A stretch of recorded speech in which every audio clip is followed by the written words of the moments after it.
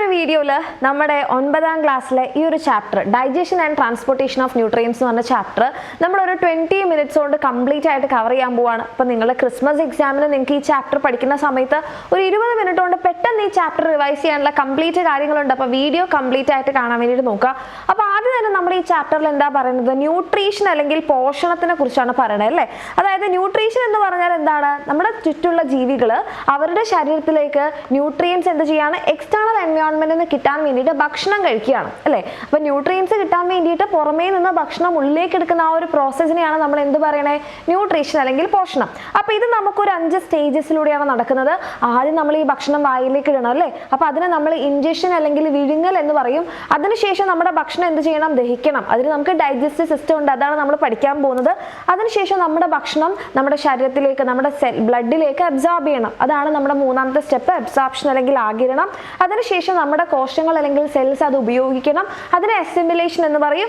അതിനുശേഷം എന്ത് ചെയ്യണം, വേസ്റ്റ് റിമൂവ് ചെയ്യണം. അതിന് നമ്മൾ എന്ത് പറയും, ഇജക്ഷൻ ഓഫ് വേസ്റ്റ് അല്ലെങ്കിൽ ദഹനാവശിഷ്ടങ്ങളുടെ പുറന്തള്ളൽ എന്ന് പറയും. ഓക്കെ, അപ്പൊ ഈ പ്രോസസ്സുകളാണ് നമ്മളുടെ ഈ ഒരു ന്യൂട്രീഷന്റെ ബേസിക് ആയിട്ടുള്ള 5 സ്റ്റെപ്സ്.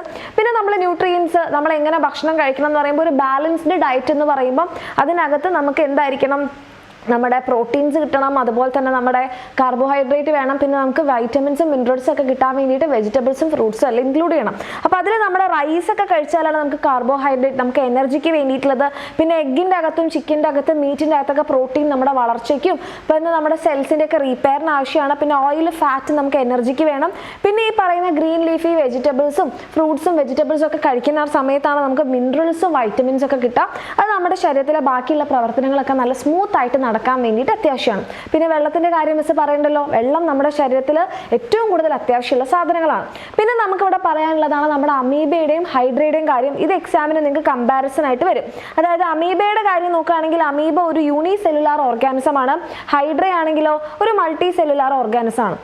അപ്പോൾ ഇവരെങ്ങനെയാണ് ഭക്ഷണം സ്വീകരിക്കുന്നത്. അപ്പോൾ അമീബേനെ നോക്കുകയാണെങ്കിൽ ഈ ഒരു സ്യൂഡോപോഡിയ ഉപയോഗിച്ചിട്ടാണ് എന്ത് ചെയ്യുന്നത്, നമ്മുടെ അമീബ ഭക്ഷണം എടുക്കുന്നതെന്നുണ്ടെങ്കിൽ ഹൈഡ്ര എന്ത് ചെയ്യുകയാണ്, ഈ ടെൻഡാക്കിളുകൾ ഉപയോഗിച്ചിട്ടാണ് ഭക്ഷണത്തിന് ഉള്ളിലേക്ക് എടുക്കുന്നത്. ഓക്കെ, അപ്പോൾ രണ്ടാമത്തെ ഡിഫറൻസ്, ആദ്യം യൂണിസെല്ലുലാർ, ഇത് മൾട്ടി സെല്ലുലാർ. ഭക്ഷണം സ്വീകരിക്കുന്നത് അമീബ സ്യൂഡോപോഡിയ ആണെങ്കിൽ ഹൈഡ്ര ടെൻഡാക്കിളുകൾ ഉപയോഗിച്ചിട്ടാണ്. ഇവിടെ നോക്കിക്കഴിഞ്ഞാൽ ഇതിൻ്റെ ഉള്ളിൽ വെച്ചിട്ട്, ഇതൊറ്റ സെല്ലല്ലേ ഉള്ളൂ, അപ്പോൾ സെല്ലിൻ്റെ ഉള്ളിൽ വെച്ചിട്ടാണ് ഇതിന് ഡൈജഷൻ നടക്കുന്നത്. അപ്പോൾ ഇതെന്താണ്, ഇൻട്രാ സെല്ലുലാർ ഡൈജഷൻ, കോശത്തിന്റെ അകത്ത് വെച്ചിട്ടാണ് ഇതിന്റെ ഡൈജഷൻ നടക്കുന്നത്. പക്ഷേ നമ്മുടെ ഹൈഡ്രേനെ നോക്കുകയാണെന്നുണ്ടെങ്കിൽ നിങ്ങൾക്ക് മനസ്സിലാകും, ഹൈഡ്ര ഈ വായിന്റെ അകത്ത് ഭക്ഷണം എത്തിച്ചു കഴിഞ്ഞാൽ ആദ്യം കോശങ്ങളുടെ പുറത്ത്, അതായത് ക്യാവിറ്റിയിൽ വെച്ചിട്ട് എൻസൈംസ് ഒക്കെ സെക്രീറ്റ് ചെയ്ത് നമ്മുടെ പാർട്ട് 1 ഡൈജഷൻ പകുതി ദഹിപ്പിക്കും. അങ്ങനെ പകുതി ദഹിച്ച ഫുഡിന് ഇവിടെയുള്ള സെല്ലിന്റെ ഈ ഫുഡ് വാക്യൂളിന്റെ ഉള്ളിലേക്ക് പറഞ്ഞേക്കും. ഇവിടെ കുഞ്ഞു കുഞ്ഞു സെല്ലുകളുണ്ട്, ആ സെല്ലിൻ്റെ അകത്തുള്ള ഫുഡ് വാക്യൂളിൻ്റെ ഉള്ളിൽ വെച്ചിട്ടാണ് ഭക്ഷണത്തിന് പാർട്ട് 2 ഡൈജഷൻ നടക്കുന്നത്. അതായത് ഹൈഡ്രേൻ്റെ കാര്യത്തിൽ ഇൻട്രാ സെല്ലുലാറും ഉണ്ട്, എക്സ്ട്രാ സെല്ലുലാറും ഉണ്ട്. പിന്നെ വേസ്റ്റ് എങ്ങനെയാണ്, ഹൈഡ്ര നമ്മുടെ വായിലൂടെയാണ് കളയുക, പക്ഷെ അമീബ എങ്ങനെയാണ്, ശരീരോപരിതലത്തിലൂടെ അല്ലെങ്കിൽ സെൽ മെംബ്രെയിനിലൂടെയാണ് കളയുക. ഈ ഡിഫറൻസസ് ചിലപ്പോൾ നിങ്ങളുടെ എക്സാമിന് ചോദിക്കാൻ ചാൻസ് ഉണ്ട്, അപ്പോൾ അത് നോട്ട് ചെയ്ത് വെക്കാം. പിന്നെ നമ്മുടെ ഡൈജഷൻ്റെ മെയിൻ പ്രോസസ്സിലേക്ക് വരുമ്പോൾ എന്താണ് ഡൈജഷൻ അല്ലെങ്കിൽ ദഹനം എന്ന് ചോദിച്ചു കഴിഞ്ഞാൽ, വലിയ കോംപ്ലെക്സ് ആയിട്ടുള്ള ഫുഡിനെ നമ്മൾ അതിനെ ബ്രേക്ക് ചെയ്തിട്ട് സിമ്പിൾ മോളിക്യൂൾസ് ആക്കി മാറ്റുന്ന പ്രോസസ്സാണ് ഡൈജഷൻ. ലാർജ് കോംപ്ലെക്സ് ഫുഡിനെ സിമ്പിൾ മോളിക്യൂൾസ് ആക്കി മാറ്റുന്നു. അത് തന്നെ നമുക്ക് 2 തരത്തിലുണ്ട്. ഒന്ന് മെക്കാനിക്കൽ ഡൈജഷൻ, രണ്ടാമത്തേത് കെമിക്കൽ. മെക്കാനിക്കൽ എന്ന് പറയുമ്പോൾ ഒരു വലിയ കല്ലുണ്ട്, നിങ്ങൾ അതൊരു ഹാമർ വെച്ച് പൊട്ടിക്കുകയാണെങ്കിൽ അത് മെക്കാനിക്കൽ ബ്രേക്കിംഗ് ആണ്. കെമിക്കൽ എന്ന് പറയുമ്പോൾ അതിൻ്റെ മുകളിൽ കുറച്ച് ആസിഡ് ഒഴിച്ചു കൊടുത്താൽ എങ്ങനെ ഉണ്ടാകും, അത് കെമിക്കലാണ്. സോ ഇവിടെ നിങ്ങൾ നോക്കിക്കഴിഞ്ഞാൽ break down of food into small particle, this is made possible by, ആരൊക്കെയാണ് ചെയ്യുന്നത്, നമ്മുടെ പല്ല് ച്യൂയിങ്, ചവച്ചരയ്ക്കുന്ന സമയത്ത് മെക്കാനിക്കലാണ്. പിന്നെ നമ്മുടെ സ്റ്റൊമക്കിലും സ്മോൾ ഇൻറ്റസ്റ്റൈനിലും പെരിസ്റ്റാൾസിസ് ഉണ്ട് അല്ലെ. പെരിസ്റ്റാൾസിസ് നമ്മുടെ ഭക്ഷണത്തിന് ഇങ്ങനെ സെഗ്മെന്റ് ഒക്കെ ആക്കിയിട്ട് എന്ത് ചെയ്യുന്നുണ്ട്, അവിടെ വെച്ചിട്ട് നല്ലപോലെ ദഹിപ്പിക്കുന്നുണ്ട്. പിന്നെ നമ്മുടെ സ്റ്റൊമക്കിൻ്റെ ഉള്ളിലുള്ള സ്ട്രോങ് കോൺട്രാക്ഷൻസ് ഈസി ആയിട്ട് ഭക്ഷണത്തിനെ മെക്കാനിക്കൽ ഡൈജഷനെ സഹായിക്കുന്നുണ്ട്. കെമിക്കൽ ഡൈജഷൻ എന്ന് പറയുമ്പോൾ അവിടെ നമ്മുടെ ശരീരത്തിലെ പല സ്ഥലങ്ങളിൽ വെച്ചിട്ടുള്ള എൻസൈമാറ്റിക് ഡൈജഷൻ ആണ് പറയുന്നത്. ഓക്കെ, അപ്പോൾ ആദ്യം നമുക്ക് നമ്മുടെ മെക്കാനിക്കൽ ഡൈജഷൻ നോക്കാം. അതിൽ ആദ്യത്തെ ആളാണ് നമ്മുടെ പല്ല്. ഈ പല്ലിൻ്റെ സെക്ഷൻ നിങ്ങൾ നോക്കുകയാണെങ്കിൽ ഈ ഭാഗങ്ങൾ അടയാളപ്പെടുത്തുക എന്നുള്ളത് ഒരു ഷുവർ ക്വസ്റ്റ്യൻ ആണ്. അപ്പോൾ ഏറ്റവും പുറമെ നമ്മുടെ ഏറ്റവും ഹാർഡസ്റ്റ് ആയിട്ടുള്ള ദൃഢതയുള്ള ഭാഗമായിട്ടുള്ള ഇനാമൽ ഉണ്ട്, ഡെഡ് ആയിട്ടുള്ള ടിഷ്യൂ കൊണ്ടാണ് ഉണ്ടാക്കിയിരിക്കുന്നത്. ആൻഡ് അതിൻ്റെ ഉള്ളിലായിട്ട് നമ്മുടെ ഡെൻറ്റൈൻ ഉണ്ട്, ലിവിങ് ടിഷ്യൂ ആണ്. പല്ല് നിർമ്മിച്ചിരിക്കുന്നത് ഡെൻറ്റൈൻ കൊണ്ടാണ്. പിന്നെ അതിൻ്റെ ഉള്ളിലായിട്ട് നമ്മുടെ പൾപ്പ് ക്യാവിറ്റി, അതെന്ന് പറഞ്ഞിട്ടുണ്ടെങ്കിൽ ഒരു സോഫ്റ്റ് കണക്റ്റീവ് ടിഷ്യൂ ആണ്, ഏറ്റവും ഉള്ളിലുള്ള ലെയർ ആണ്. ബ്ലഡ് വെസൽസും നെർവ്സും ഒക്കെ കാണുന്നുണ്ട്. പിന്നെ നമ്മുടെ സിമെന്റ്, ഇതാണ് മക്കളെ നമ്മുടെ സിമന്റ്. ഈ സിമന്റുമാണ് നമ്മുടെ ആ ഒരു സോക്കറ്റിന്റെ അകത്ത് നമ്മുടെ പല്ലിനെ ഉറപ്പിച്ച് നിർത്തുന്ന കാൽഷ്യം അടങ്ങിയിട്ടുള്ള കണക്റ്റീവ് ടിഷ്യൂ എന്ന് പറയുന്നത്. അപ്പോൾ ഒന്നാമത്തെ നമ്മുടെ മെക്കാനിക്കൽ ഡൈജഷൻ നമ്മുടെ പല്ലാണ്. രണ്ടാമത്തെ ആള് നമ്മൾ പറഞ്ഞു നമ്മുടെ സ്റ്റൊമക്ക് അല്ലെങ്കിൽ ആമാശയം. അപ്പോൾ സ്റ്റൊമക്ക് അല്ലെങ്കിൽ ആമാശയത്തിൽ നിങ്ങൾ നോക്കേണ്ട അവിടെ സ്ട്രോങ് പെരിസ്റ്റാൾസിസ് ഉണ്ട്. അത് ഭക്ഷണത്തിന് ഒരു പേസ്റ്റ് രൂപത്തിലാക്കുന്നുണ്ട്. അതുകൂടാതെ സർക്കുലാർ മസിൽസ് എന്ന് പറഞ്ഞാൽ വലിയ പേശികൾ നമ്മുടെ ആഹാരത്തെ കുറച്ചു നേരം അവിടെ പിടിച്ചു നിർത്തും. അപ്പോൾ ഭക്ഷണം നല്ലപോലെ എൻസൈമുകളായിട്ട് മിക്സ് ചെയ്യാനും ഈ ഒരു സ്ട്രോങ് പെരിസ്റ്റാൾസിസിനൊക്കെ സഹായിക്കും. പിന്നെ നമ്മുടെ സ്മോൾ ഇൻറ്റെസ്റ്റൈനിൽ 2 തരത്തിലുള്ള മൂവ്മെന്റ് ഉണ്ട്. അതിലൊന്നാണ് പെരിസ്റ്റാൾസിസ്, രണ്ടാമത്തതാണ് സെഗ്മെന്റേഷൻ. പെരിസ്റ്റാൾസിസ് എന്ന് പറഞ്ഞാൽ ഭക്ഷണം ഇങ്ങനെ സുഗമമായിട്ട് ഒഴുകാൻ അല്ലേ. ആൻഡ് സെഗ്മെന്റേഷൻ എന്ന് പറയുമ്പോൾ ഓരോ സെഗ്മെന്റുകളാക്കിയിട്ട് നമ്മുടെ ഭക്ഷണം പോവുള്ളൂ. അപ്പോൾ എന്താണ്, എൻസൈമുകളുമായിട്ട് ഭക്ഷണത്തിന് മിക്സ് ചെയ്യാനുള്ള അത്യാവശ്യം സമയം കിട്ടും. ഈ 2 ഡയഗ്രാം തന്നിട്ട് ഇത് എവിടെ വെച്ച് നടക്കുന്നു എന്നും എന്താണ് ഈ പ്രോസസ്സ് എന്നും ചോദിക്കാറുണ്ട്. അപ്പോൾ പ്രോസസ്സ് ഒക്കെ കറക്റ്റായിട്ട് എഴുതാം കേട്ടോ. ദെൻ അടുത്തതാണ് നമ്മുടെ ഭക്ഷണം വിഴുങ്ങുക. ഓക്കെ, വിഴുങ്ങുക എന്ന് പറയുന്ന ഒരു ഈസി ആയിട്ടുള്ള പ്രോസസ്സ് അല്ല. കാരണം നമ്മുടെ ഈസോഫാഗസ് അല്ലെങ്കിൽ അന്നനാളം നമ്മുടെ ട്രക്കി അല്ലെങ്കിൽ വിൻഡ് പൈപ്പ് തൊട്ടടുത്തടുത്താണ് നിൽക്കുന്നത്. അപ്പോൾ ഭക്ഷണം നമ്മുടെ വിൻഡ് പൈപ്പിൽ എങ്ങാനും കുടുങ്ങിയാൽ നമുക്ക് ശ്വാസം കിട്ടാതെ നമ്മൾ മരിച്ചു പോകും. അതുകൊണ്ടാണ് നമ്മൾ ഭക്ഷണം കഴിക്കുന്ന സമയത്ത് സംസാരിക്കരുത് എന്ന് പറയുന്നത്. ഓക്കെ, അപ്പോൾ ഇവിടെ നിങ്ങൾ നോക്കിയ മക്കളെ, ഭക്ഷണം ഇങ്ങനെ പോകുന്ന സമയത്ത് നമ്മുടെ നാക്കാണിത്. ഈ നാക്കും നമ്മുടെ ഈ അപ്പർ പാലറ്റും ഭക്ഷണത്തിന് ചെറിയ ഉരുളകളാക്കി മാറ്റും. അതിനുശേഷം നാക്കിന്റെ ഈ പിൻഭാഗം ഈ ഭക്ഷണത്തിന് ഇങ്ങനെ തള്ളും. അങ്ങനെ തള്ളുന്ന സമയത്ത് ഇവിടെ നമ്മുടെ എപ്പിഗ്ലോട്ടസ് ഉണ്ട് അല്ലേ. ഈ എപ്പിഗ്ലോട്ടസ് എന്ത് ചെയ്യും, നമ്മുടെ ഈ ഒരു വിൻഡ് പൈപ്പല്ലേ ട്രക്കിയ അടയ്ക്കും. സോ ദാറ്റ് ഭക്ഷണം ഇങ്ങനെ നേരെ നമ്മുടെ അന്നനാളത്തിലേക്ക് തന്നെ വീഴാൻ വേണ്ടിയിട്ട് കണ്ടോ എപ്പിഗ്ലോട്ടസ് ആ ഒരു ഓപ്പണിംഗ് അടച്ചു. അങ്ങനെ അടയ്ക്കുന്ന സമയത്ത് എന്ത് ചെയ്യും, നമ്മുടെ ട്രക്കി ഒന്ന് പൊന്തി വരും. അപ്പോൾ കറക്റ്റായിട്ട് അടയാൻ വേണ്ടിയിട്ട്. അതേപോലെ ഇത് നേസൽ ക്യാവിറ്റിയിലേക്ക് കടക്കാതിരിക്കാൻ ഉവ്യൂള എന്ത് ചെയ്യുന്നുണ്ട്, ആ ഒരു ഓപ്പണിംഗ് കൂടെ അടയ്ക്കുന്നുണ്ട്. ഈ ഒരു പ്രോസസ്സ് നിങ്ങളോട് കറക്റ്റ് ഓർഡറിൽ എഴുതാൻ വേണ്ടിയിട്ട് ചോദിക്കും. ഇത് ഇമ്പോർട്ടൻ്റ് ആണ്.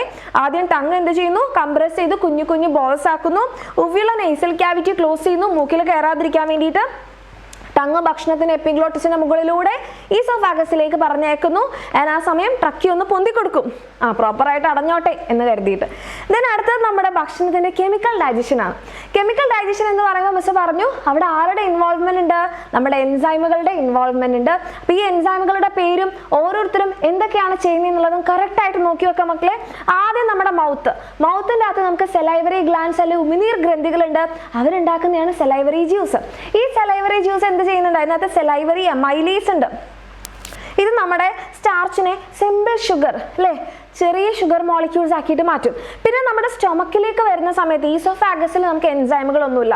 സ്റ്റൊമക്കിൽ നമുക്ക് ഗ്യാസ്ട്രിക് ഗ്ലാൻഡുകളുണ്ട്, ആമാശയ ഗ്രന്ഥികൾ എന്തുണ്ടാക്കും, ആമാശയ രസം അല്ലെങ്കിൽ ഗ്യാസ്ട്രിക് ജ്യൂസ് ഉണ്ടാക്കും.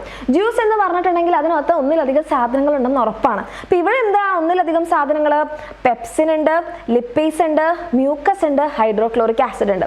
അപ്പോൾ ഇതിൽ ഈ പെപ്സിൻ എന്ന് പറഞ്ഞാൽ പ്രോട്ടീൻ ഡൈജസ്റ്റിംഗ് എൻസൈമാണ്. Pepsin protein digestion. പിന്നെ ലിപ്പേസ് എന്ന് പറഞ്ഞാൽ ഫാറ്റ് ഡൈജഷൻ. ആൻഡ് ഇവിടെ ഹൈഡ്രോക്ലോറിക് ആസിഡ് ഉണ്ട്. നമുക്കറിയാം ആസിഡ് എന്ന് പറഞ്ഞാൽ ഡേഞ്ചറസ് ആണ്. അപ്പോൾ ഈ ആസിഡിൽ നിന്ന് പ്രൊട്ടക്ട് ചെയ്യാനാണ് ഇവിടെ സ്റ്റൊമക്കിന്റെ ലൈനിങ്ങിലെ മ്യൂക്കസ്. നമ്മുടെ സ്റ്റൊമക്കിനെ ആസിഡിൽ നിന്ന് പ്രൊട്ടക്ട് ചെയ്യാൻ. കാരണം ഈ ആസിഡ് എന്തിനാണ്, നമ്മുടെ ഭക്ഷണത്തിനെ ദഹിപ്പിക്കാനും അതേപോലെ തന്നെ അവിടെയുള്ളൊരു pH ആക്ടിവേറ്റ് ചെയ്യാനും അതുപോലെ അസിഡിക് മീഡിയം മെയിൻറ്റെയിൻ ചെയ്യാനാണ്. ഈ അസിഡിക് മീഡിയത്തിലാണ് നമ്മുടെ പെപ്സിൻ എന്ന് പറയുന്ന എൻസൈം ആക്റ്റീവ് ആവുക. അതിന് വേണ്ടിയിട്ട് ഒരു മീഡിയം ഉണ്ടാക്കുക എന്നുള്ളതാണ് ഹൈഡ്രോക്ലോറിക് ആസിഡിന്റെ ഫംഗ്ഷൻ. പിന്നെ എന്തെങ്കിലും ജേംസ് ഉണ്ടെങ്കിൽ അതിനെ അങ്ങ് കില്ല് ചെയ്യാം. ഓക്കെ, പിന്നെ നമ്മുടെ എവിടേക്ക് വരാണ്, ഡിയോഡിനം. ഡിയോഡിനം എന്ന് പറഞ്ഞാൽ സ്റ്റൊമക്കാണ് ഇവിടെ. ഓക്കെ, ഇവിടെ സ്റ്റൊമക്കാണ്. ഈ സ്റ്റൊമക്ക് കഴിഞ്ഞ് വരുന്ന ഈ യൂട്യൂബ് കണ്ടോ, ഈ യു ഷേപ്ഡ് ബെൻഡിനെയാണ് നമ്മൾ യൂട്യൂബ് എന്ന് പറയാം. ഇവിടേക്ക് 2 ഗ്ലാൻസിന്റെ സെക്രീഷൻ ഉണ്ട്. ഒന്നാണ് നമ്മുടെ ലിവറിന്റെ സെക്രീഷൻ ആയിട്ടുള്ള ബൈൽ, പിത്തരസം. ഈ പിത്തരസം പിത്താശയത്തിലാണ് നമ്മൾ സംഭരിക്കുക, ഗോൾ ബ്ലാഡറിൽ. അപ്പോൾ ഈ ബൈലിന്റെ ഡ്യൂട്ടി എന്താ, ഇതിനകത്ത് എൻസൈം ഒന്നും ഇല്ല കേട്ടോ. എന്ത് ചെയ്യും, എമൾസിഫിക്കേഷൻ ഓഫ് ഫാറ്റ്. അപ്പോൾ എന്താണ് ഈ എമൾസിഫിക്കേഷൻ, വലിയ ഫാറ്റ് മോളിക്യൂളിനെ പൊട്ടിച്ച് കുഞ്ഞു കുഞ്ഞു ഫാറ്റ് ആക്കുക. അതിനെയാണ് നമ്മൾ എമൾസിഫിക്കേഷൻ എന്ന് പറയാം. അതുപോലെ ഭക്ഷണത്തിന് എന്താക്കി മാറ്റണം, ആൽക്കലൈൻ ആക്കണം. കാരണം സ്റ്റൊമക്ക് അല്ലെങ്കിൽ ആമാശയത്തിൽ നിന്ന് വരുമ്പോൾ ഭക്ഷണം അസിഡിക് ആണ്. അതിനെന്താക്കി മാറ്റാം, ആൽക്കലൈൻ ആക്കി മാറ്റുക. ഇനി അടുത്തത് നോക്കിയേ മക്കളെ, നമ്മുടെ പാൻക്രിയാസ് എന്താണ് ചെയ്യുന്നത്, പാൻക്രിയാസ് സെക്രീറ്റ് ചെയ്യുന്നതാണ് പാൻക്രിയാറ്റിക് ജ്യൂസ്. അതിനകത്ത് 3 എൻസൈം ഉണ്ട്. ഒന്ന് ട്രിപ്സിൻ, നോക്കിക്കേ, പെപ്സിൻ, ട്രിപ്സിൻ.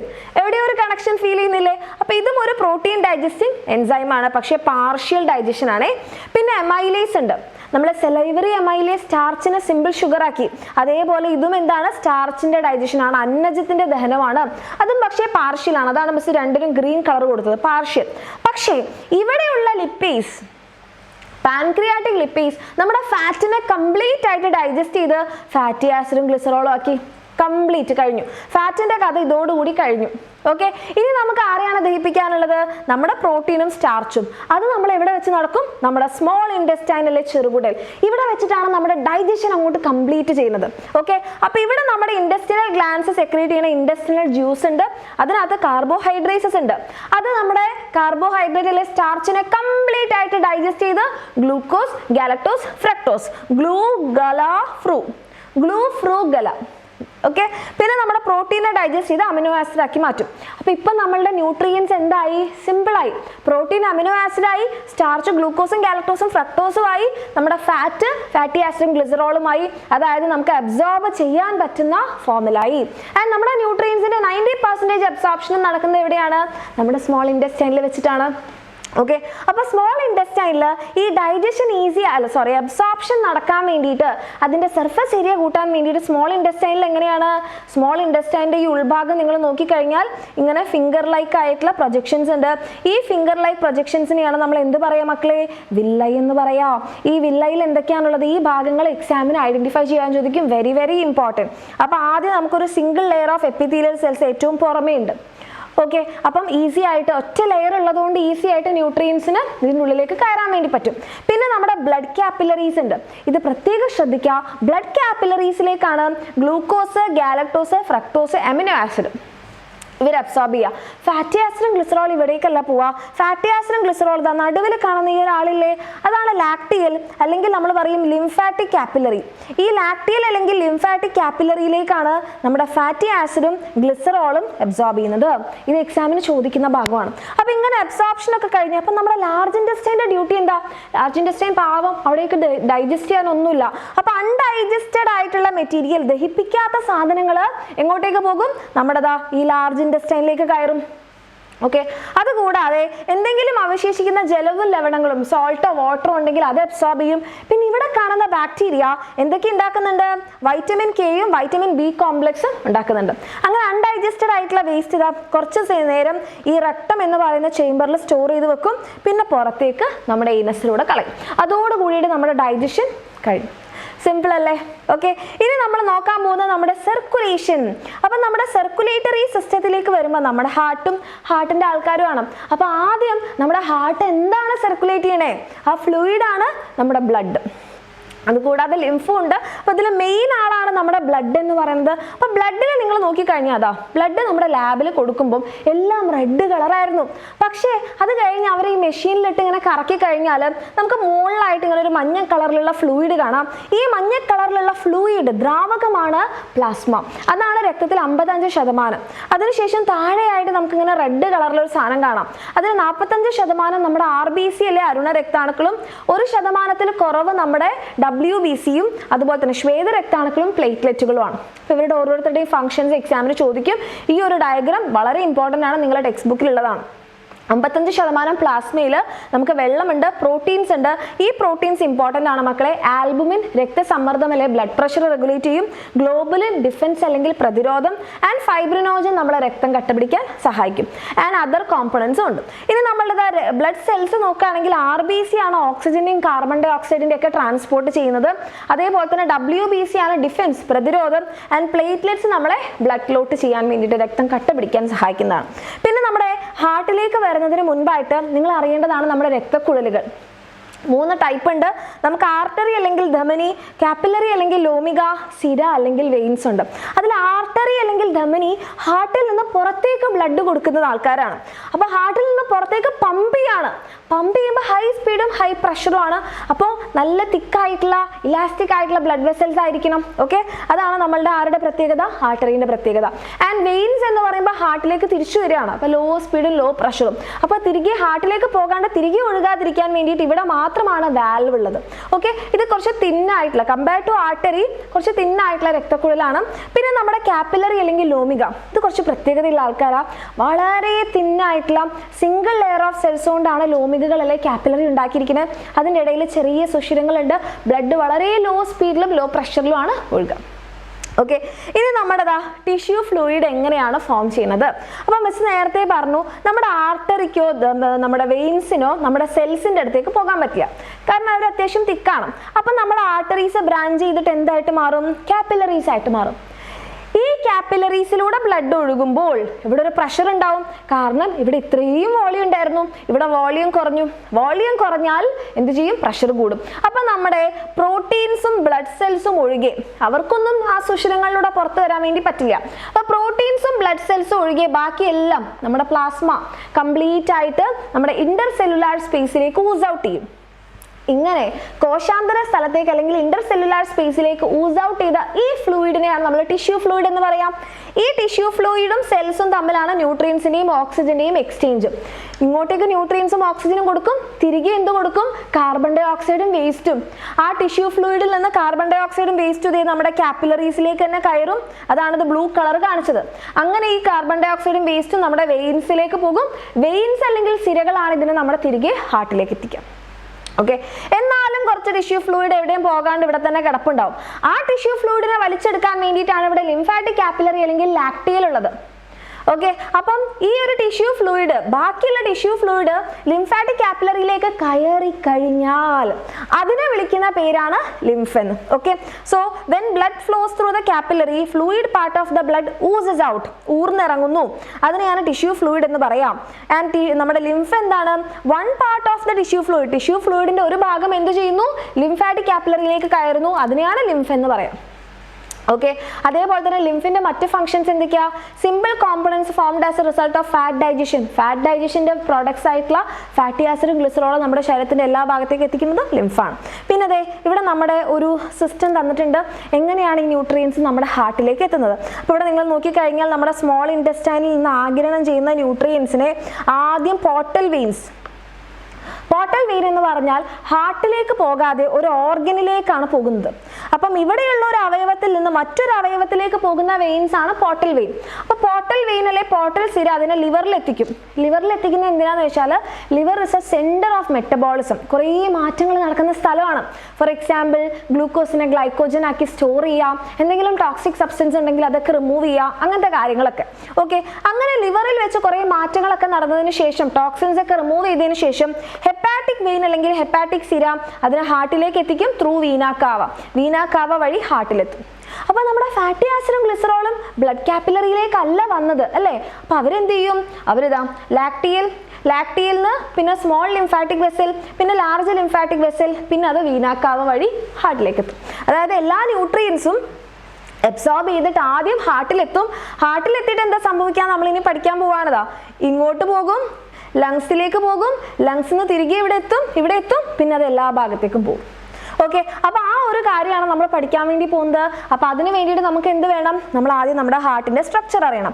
സോ ഹാർട്ടിന് 4 ചേംബേഴ്സ് ആണ്. Right atrium, left atrium, right ventricle, left ventricle. അതായത് നമുക്ക് താഴെയിലും മുകളിലും ആയിട്ട് എന്തുണ്ട് മക്കളെ?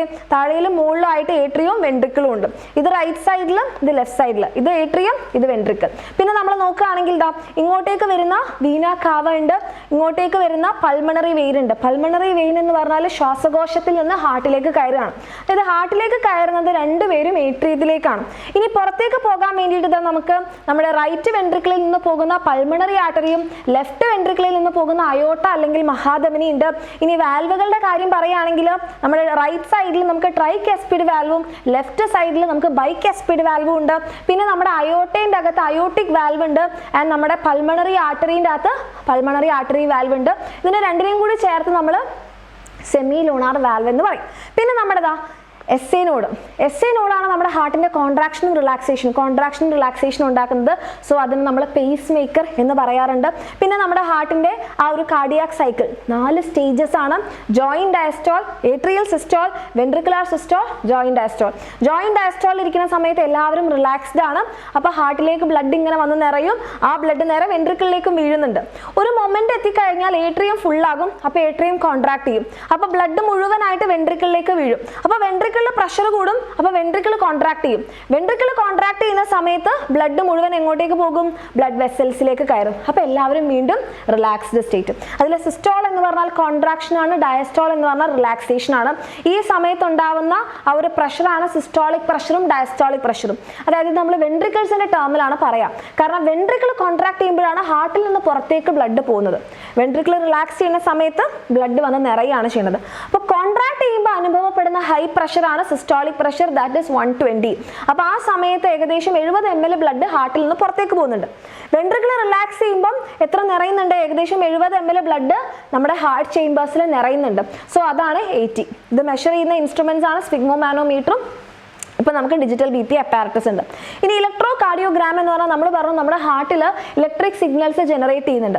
അപ്പോൾ ആ ഇലക്ട്രിക് സിഗ്നൽസ് നമ്മളൊരു പേപ്പറിലേക്ക് എന്ത് ചെയ്യണം? ഒരു ഗ്രാഫിലേക്ക് റെക്കോർഡ് ചെയ്യുന്നതാണ് നമ്മുടെ electro cardiogram. Graphical representation of electrical activity of heart ആണ്. അപ്പോൾ ഇതിൽ എന്തെങ്കിലും വേരിയേഷൻ ഉണ്ടെങ്കിൽ നമ്മുടെ ഹാർട്ടിന് എന്തെങ്കിലും അസുഖം ഉണ്ടെന്നാണ് അതിൻ്റെ അർത്ഥം. പിന്നെ നമ്മൾ പറയുന്നതാണ് ഡബിൾ സർക്കുലേഷൻ. ഡബിൾ സർക്കുലേഷൻ എന്ന് പറഞ്ഞാൽ നമ്മുടെ ഒരു കാർഡിയാക് സൈക്കിൾ കംപ്ലീറ്റ് ചെയ്യാൻ നമ്മുടെ ഹാർട്ടിലൂടെ 2 തവണ ബ്ലഡ് കയറി പോകുന്നുണ്ട്. അപ്പോൾ ആദ്യം ഏതാ നോക്കിക്കേ? ആദ്യം എന്താ? ഇപ്പൊ റൈറ്റ് വെൻട്രിക്കിളിൽ ബ്ലഡ് എത്തിയെന്ന് കരുതാം. നമ്മുടെ പൾമണറി ആർട്ടറി ലങ്സിലേക്ക് പോകും. ലങ്സിൽ നിന്ന് പൾമണറി വെയിൻ ലെഫ്റ്റ് ഏട്രിയത്തിലേക്ക് തിരിച്ചെത്തും. ഈ ഒരു സർക്കുലേഷൻ ലങ്സിലേക്ക് പോയി ലങ്സിൽ നിന്ന് തിരിച്ചു വന്നു. ഇതാണ് പൾമണറി സർക്കുലേഷൻ. അപ്പോൾ ഒരു തവണ ഹാർട്ടിൽ കയറിയല്ലോ. ഇനി ഈ ബ്ലഡ് ഇതാ ലെഫ്റ്റ് വെൻട്രിക്കിളിൽ വീണു. ലെഫ്റ്റ് വെൻട്രിക്കിളിൽ നിന്ന് അയോട്ട അല്ലെ മഹാധമനി ശരീരത്തിന്റെ പല ഭാഗത്തേക്ക് പോയി. പിന്നെ വേസ്റ്റ് ഉള്ള ബ്ലഡ് എവിടെ എത്തുകയാണ്? റൈറ്റ് ഏട്രിയത്തിൽ എത്തുകയാണ്. സോ നമ്മുടെ ബോഡിയിലേക്ക്, നമ്മുടെ ബോഡി എന്ന് പറഞ്ഞാൽ നമ്മുടെ സിസ്റ്റത്തിലേക്ക് പോയി സർക്കുലേഷൻ, സിസ്റ്റമിക് സർക്കുലേഷൻ. ഇപ്പം 2ാമത്തെ തവണ നമ്മുടെ ഹാർട്ടിലേക്ക് കയറി. അപ്പോൾ 2 തവണ നമ്മുടെ ഹാർട്ടിലേക്ക് കയറുന്നത് കൊണ്ടാണ് ഡബിൾ സർക്കുലേഷൻ എന്ന് പറയുന്നത്. പിന്നെ നമ്മുടെ ഹാർട്ട് ഹെൽത്ത് മെയിൻറ്റെയിൻ ചെയ്യാൻ നമ്മൾ ഹെൽത്തി ആയിട്ടുള്ള ഫുഡ് കഴിക്കുക, നമ്മൾ ദുശീലങ്ങളായിട്ടുള്ള മദ്യപാനം, പുകവലിത ഒഴിവാക്കുക, ഒത്തിരി മെൻ്റൽ സ്ട്രെസ് എടുക്കാതിരിക്കുക, നല്ലപോലെ എക്സസൈസ് ചെയ്യുക, നമ്മുടെ ബോഡി വെയിറ്റ് കറക്റ്റായിട്ട് മെയിൻറ്റെയിൻ ചെയ്യുക. ഇത് ചെയ്തിട്ടില്ലേ നമ്മുടെ ഹാർട്ട് ഹെൽത്ത് ഭയങ്കര ഡേഞ്ചറസ് ആയിട്ട് പോയിക്കൊണ്ടിരിക്കും. പിന്നെ നമ്മൾ നോക്കേണ്ടത് നമ്മുടെ ഹാർട്ടിൽ വരുന്ന അസുഖങ്ങളാണ്. അതായത് നമ്മൾ ഒത്തിരി കൊഴുപ്പുള്ള ഭക്ഷണം കഴിച്ചു കഴിഞ്ഞാൽ ഓട്ടോമാറ്റിക്കലി എന്താകും? ഇത് നമ്മുടെ ബ്ലഡ് വെസൽസിൽ പോയിട്ട് അടിഞ്ഞുകൂടും. ആ ഒരു അവസ്ഥയാണ് എതെറോസ്ക്ലീറോസിസ് എന്ന് പറയുന്നത്. അങ്ങനെ അടിഞ്ഞുകൂടി ഇത് അടിഞ്ഞുകൂടുന്നത് നമ്മുടെ ഹാർട്ടിന് ബ്ലഡ് സപ്ലൈ ചെയ്യുന്ന കൊറോണറി ആർട്ടറിയിലാണെന്ന് കരുതുക. അപ്പോൾ എന്താകും? അവിടെ ബ്ലോക്ക് ആവും. അവിടെ ബ്ലോക്ക് ആയി കഴിഞ്ഞു കഴിഞ്ഞാൽ പിന്നെ നമ്മുടെ ബ്ലഡ് സെൽസ് എല്ലാം കൂടെ ചെന്ന് അവിടെ എന്തായി? ഒരു രക്തക്കട്ട രൂപപ്പെടും. അതിനെയാണ് കൊറോണറി ത്രോംബോസിസ് എന്ന് പറഞ്ഞാൽ. ത്രോംബോസിസ് എന്ന് പറഞ്ഞാൽ കട്ട. കൊറോണറി എന്ന് പറഞ്ഞാൽ കൊറോണറി ആർട്ടറിയിലെ കൊറോണറി ധമനിയിലാണ് ഇത് സംഭവിക്കുന്നത്. നമ്മുടെ ഹാർട്ട് മസിൽസിന് ഓക്സിജൻ കൊടുക്കുന്ന ബ്ലഡ് വെസലാണ് കൊറോണറി ആർട്ടറി. പിന്നെ നമ്മുടെ ബ്രെയിനിലേക്ക് ബ്ലഡ് സപ്ലൈ ചെയ്യുന്ന ആ ബ്ലഡ് വെസലിലാണ് ഇതുപോലെ ഫാറ്റ് അടിഞ്ഞതെങ്കിലോ? അപ്പോൾ അത് അടിഞ്ഞുകൂടി അവസാനം ഈ ബ്ലഡ് വെസൽ പൊട്ടും. അതാണ് സ്ട്രോക്ക് അല്ലെങ്കിൽ പക്ഷാഘാതം. ഇതൊന്നും ഉണ്ടാവാതിരിക്കാൻ നമ്മൾ എന്താ ചെയ്യേണ്ടത്? നല്ല ഭക്ഷണം, എക്സസൈസ്, ഒത്തിരി സ്ട്രെസ് എടുക്കാതിരിക്കുക, വ്യായാമം ചെയ്യുക, ബോഡി ഹെൽത്ത് ഒക്കെ മെയിൻറ്റെയിൻ ചെയ്യുക, ദുശീലങ്ങൾ ഒഴിവാക്കുക. പിന്നെ നമ്മൾ പ്ലാന്റ്സിന്റെ കണ്ടക്ഷനിലേക്ക് വരുമ്പോൾ നമുക്ക് സൈലവും ഫ്ലോയും ഉണ്ട്.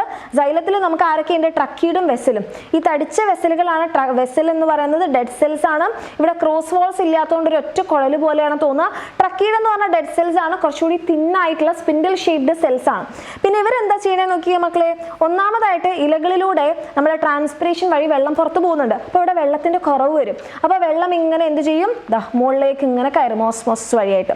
അപ്പോൾ വെള്ളം ഇങ്ങനെ മുകളിലേക്ക് എത്തുന്ന സമയത്ത് വെള്ളത്തിന്റെ ഒരു അപ്വേർഡ് കണ്ടക്ഷൻ ഇവിടെ നടക്കും.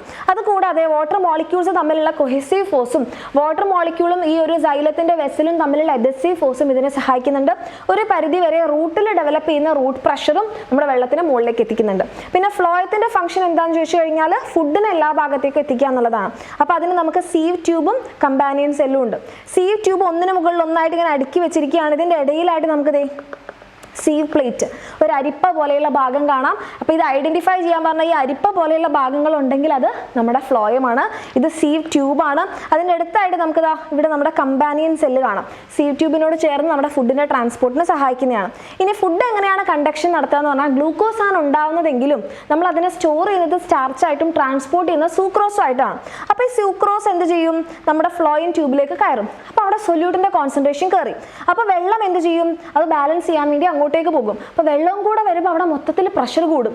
അപ്പം നമ്മുടെ സൂക്രോസ് അത് ഇല്ലാത്ത ഭാഗത്തേക്ക് പോകും. അപ്പോൾ വെള്ളവും പിന്നാലെ വരും. അപ്പോൾ പ്രഷർ വീണ്ടും കൂടി. അങ്ങനെ അവർ ഇല്ലാത്ത ഭാഗത്തേക്ക് പോയി പ്രഷർ കുറഞ്ഞ ഭാഗം തേടി പോയി എന്ത് സംഭവിക്കും? നമ്മുടെ സൂക്രോസ് എവിടെയാണോ ഫുഡ് ഇല്ലാത്തത് ആ ഭാഗത്തേക്ക് തന്നെ എത്തും.